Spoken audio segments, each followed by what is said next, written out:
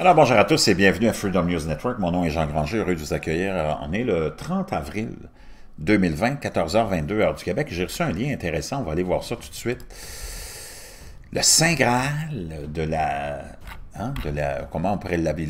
Comment ils l'ont baptisé ici? Le Saint Graal en tout cas, de la... Je vais vous le trouver. On va y arriver de toute façon. Le Saint Graal, j'imagine, de la physique et de la chimie vient enfin d'être... peut-être trouvé. L'hydrogène métallique, enfin.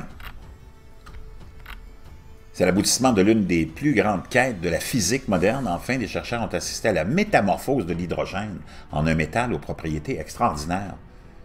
Jean-Baptiste Veriras raconte « Ça y est, le cap a été franchi, l'exploit est réalisé, des physiciens ont réussi à fabriquer de l'hydrogène métallique. C'est une grande satisfaction. » Réagit Paul Dumas, l'un des membres de l'équipe, avec la tranquillité ou la tranquille assurance du vainqueur, car cet hydrogène métallique est un graal de la physique. Ce nouvel état de la matière siège au panthéon des grandes découvertes éligibles au prix Nobel. Aux côtés de la matière noire, de la masse des neutrinos, la nature de l'antimatière et la compétition mondiale pour le fabriquer fait rage depuis pas moins de 85 ans, une quête de plus de 80 ans. En 1935, deux théoriciens prédisent qu'à haute pression, l'hydrogène change d'état et devient métallique. En 1958, l'invention de la cellule à enclume de diamant qui permet d'atteindre de très hautes pressions. En 68, Neil Ashcroft calcule que l'hydrogène métallique serait supraconducteur à température ambiante. 1989, deux Américains, Mao et Hemley, compriment l'hydrogène à 250 GPa. C'est en 1998 qu'une équipe américaine de l'Université Cornell atteint 342 L.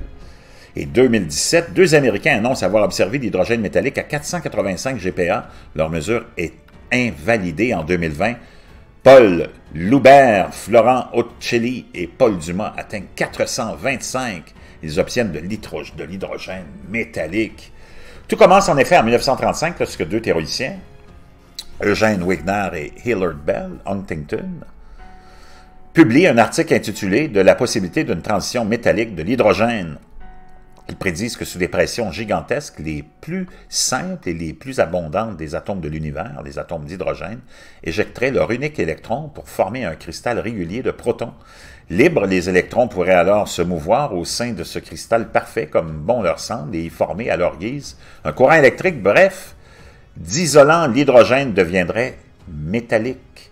Mieux encore, en 1968, le physicien britannique Neil William Ashcroft affirme que ce métal pourrait conduire l'électricité sans aucune perte, et ce, à 17 degrés Celsius, c'est-à-dire à température ambiante, alors que tous les autres métaux ou alliages métalliques qui présentent ce fabuleux pouvoir supraconducteur, dont la découverte fut récompensée par le prix Nobel de physique en 1972, ne le font pour la plupart qu'à des températures proches du zéro absolu, moins 273 degrés Celsius, et au mieux à moins 23 degrés Celsius. La prédiction d'Ashcroft est rapidement confirmée grâce à l'amélioration des calculs de supraconductivité et à l'étude de la dynamique des électrons dans les solides. La certitude s'installe chez les physiciens. Cet étrange état de la matière n'est pas une chimère. L'espoir surgit d'applications technologiques mirobolantes. Transporter l'électricité sans perte serait révolutionnaire et la course se relance. Sauf qu'il y a un hic pour métalliser l'hydrogène. Il n'y a qu'un seul moyen. Il faut soumettre ces atomes à des pressions vertigineuses.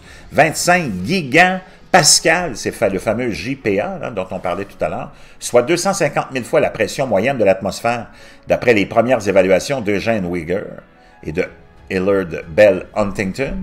C'est environ la pression qui règne au niveau de la transition entre le manteau supérieur et inférieur de la Terre, à plus de 500 km de profondeur. Comment en générer de tels en laboratoire? Les physiciens vont ruser en exploitant une loi physique. La pression engendrée par une force sur une surface est inversement proportionnelle à la taille de cette surface. Autrement dit, plus un échantillon est petit, plus il est aisé de lui mettre de la pression.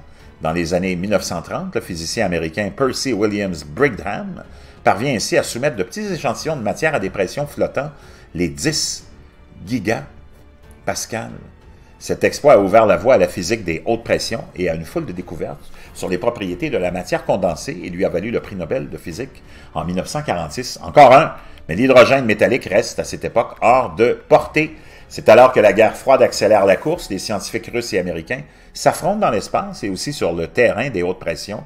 Les savants soviétiques sont les plus actifs, mais c'est du côté des États-Unis et de leur Institut national des normes et de la technologie que vient, en 1958, l'innovation décisive. La cellule à enclume de diamant, son principe est aussi simple que celui de l'étau. Un échantillon micrométrique se retrouve comprimé entre deux pointes de diamant, matériau ultra résistant et lui-même enfant des hautes pressions.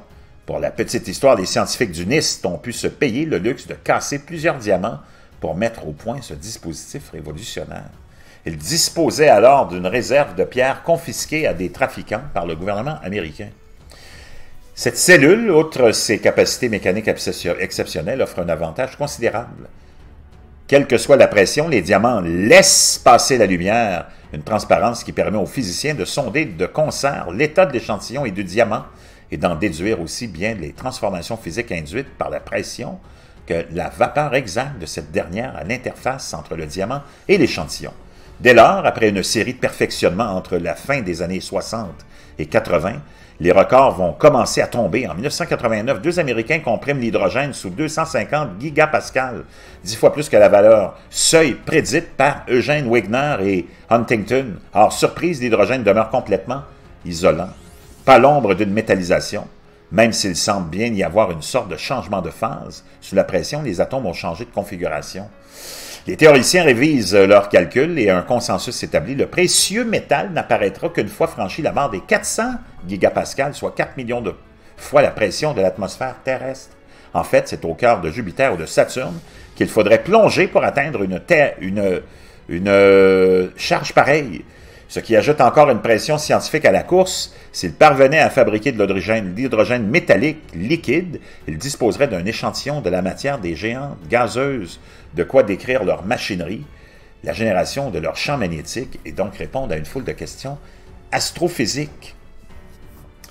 Cela, au terme de cette très longue épopée scientifique qu'apparaît le trio de physiciens français, Paul Loubert et Florent Osselli, et du CIE et de Saclay, et de Paul Dumas, du synchroton Soleil au début des années 2000, Paul Loubert avait déjà dépassé les 300 gigapascales et rivalisait avec les meilleures équipes internationales. Mais en 2017, coup de tonnerre, deux physiciens américains de Harvard annoncent avoir atteint 495 gigapascales. Les Français pensent un instant avoir perdu la course, mais très vite, ils se rassurent, les Américains avaient poussé la presse au-delà de ses capacités. Les diamants se sont cassés. La mesure de la pression et l'analyse de l'échantillon étaient donc erronée. Sauf le Paul Loubert, cette annonce n'est en fait qu'un signe de la fébrilité qui règne dans la communauté des chasseurs d'hydrogène métallique alors que le succès se rapproche au même moment. L'un des membres d'une autre équipe américaine, Alexander Goncharov, prédisait ainsi dans nos colonnes l'hydrogène métallique devrait être fabriqué d'ici 2 à 4 ans. Bien vu. Il aura fallu exactement 3 ans en janvier 2020. Le trio de chercheurs français est bel et bien parvenu à écraser la résistance au courant de l'hydrogène entre les mâchoires de leur enclume de diamant. Ce faisant, les 3 chercheurs ont explosé le record de pression, atteignant 425 gigapascales. Leur secret, d'abord la taille de leur diamant. Leur pointe a en effet été usinée jusqu'à prendre une forme de donut. Et les physiciens parlent d'enclume de diamant tonique. Cette forme tonique s'est révélée décisive. Se félicite Paul Loubert. Donc, vraiment intéressant. Qu'est-ce que ça va nous donner? Bon, c'est quelque chose qu'on vient de franchir. Hein? Une étape vraiment importante. On nous dit que ça nous rapproche de Jupiter et Saturne. Hein? Et comprendre ces gazeuses géantes. Intéressant. On n'est pas sorti de l'auberge dans toute cette course, hein? De découvertes scientifiques. Mais dans tout ça, la nature humaine ne change pas, malheureusement. J'ai hâte qu'on découvre assez de pression pour changer la nature humaine. Je vous reviens.